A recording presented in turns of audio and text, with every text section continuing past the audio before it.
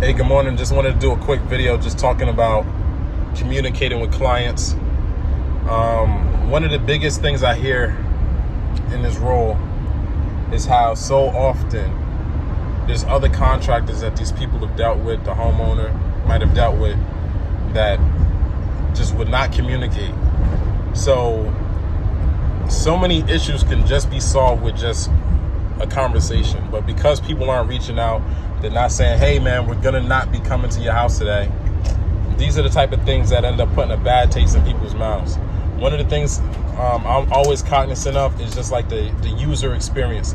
I used to be a real estate agent, and I just know that a lot of people, when they're having their house worked on, they're in a very emotional state, right? Whether they're selling, buying, renovating, because their house is not the way that it used to look just days before you started the project. So a lot of people get flustered with those type of things. So you almost act as a therapist a lot of times when you are working with these clients, because they're not used to what that project looks like or process looks like.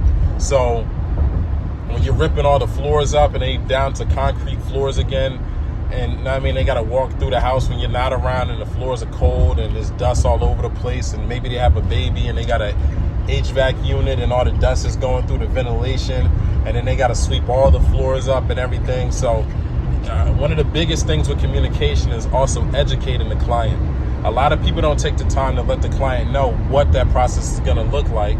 Hey man, you might want to cover this. Hey, don't go and do that. Hey, block that area off. Make sure your kids can't touch this. And giving those parameters for that client, because they'll end up making a mistake that might affect the ability for you to be able to move forward on the project. Maybe they turn the water on and not realizing that it's connected to another part of the house, and nobody caught the leak fast enough, and now it's caused a whole bunch of water damage or something like that. So communication is one of the most important things when you are in this construction space. A lot of people go into construction thinking that they can like step back from that role, and maybe because they're not a people's person but they're good with their hands, they think to themselves like, hey, I can go and do construction. But if they're going to take on a role of being like a contractor, business owner, then they're going to have to step into that role where they also have to act as a customer service representative. They're going to have to act damn near as a therapist. They're going to have to be that accountant. They're going to have to play multiple roles, put different hats on. So you can't just go based on the skill set that you have. You're going to have to step outside of your comfort zone. A lot of people go into construction also because they don't want to have to answer to anybody. So I'm finding that a lot of guys, they just don't tell people where they at because they've gone into construction just so that they can have control over their day. So they'll show up to your job when they feel like showing up. And then when they don't feel like showing up, they won't be there and then it's like this scheduling issue that you'll be going back and forth with people where it's like, are you going to be there or are you not going to be there? So one thing to keep in mind is just stay in constant communication. That alone might be the reason why you end up getting contracts. Reaching out to people when they least expect it.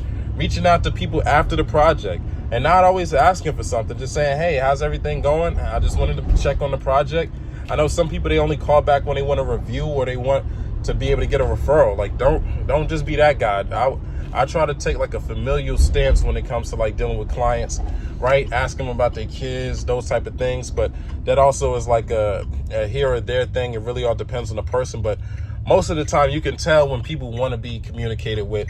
I find that with a lot of my older clients, they're the ones that always want to talk. They always want to communicate because a lot of times in their life, they're not talking to people for days on end. They might talk on a phone, but in person, they're talking to very few people. So you might be that person that they talk to when they go through that process. So if you're not in solid communication with them and they don't feel like you actually care about them as an individual, you might run into some challenges where every time on the project something goes wrong, now they're ready to kick your back in because they don't feel like they truly have your support and that you're doing this project for you and not for them.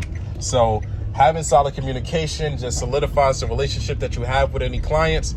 And when you are working on these projects, it's just more favorable that way. And then it could end up being a lifelong relationship that you end up building. And imagine all the referrals that you can get when you have somebody who believes in you and believes in the work that you do. And then you as an individual, they feel like you're a solid leader and that you have a good heart and that you care about the work that you do.